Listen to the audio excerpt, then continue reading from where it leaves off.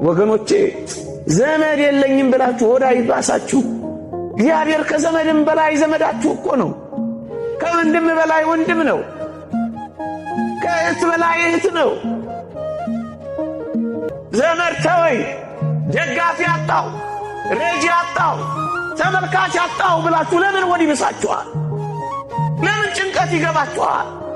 ለምን አቅል ያሰታችኋል? ለምን አንገታችሁን ቅብር ያደርገዋል?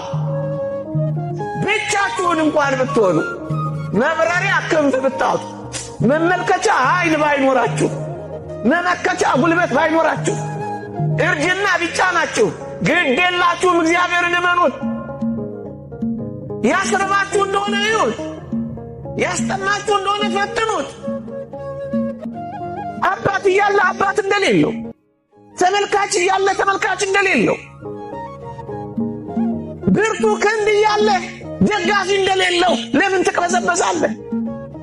ኃያሉ እያለ ድካም ለምን ይሰማ? እንደዚህ እንኳን ብትሆኑ መጋቢ አላችሁ።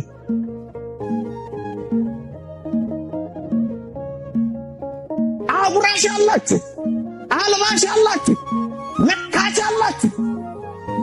ተስፋ አትቁረጡ ወጣቶች። ቢቆረጥ በእግዚአብሔር ተስፋ ይቆረጣል። ይሄን ሁሉ ቃል ኪዳን ገብቶልን አይታመንም እግዚአብሔር።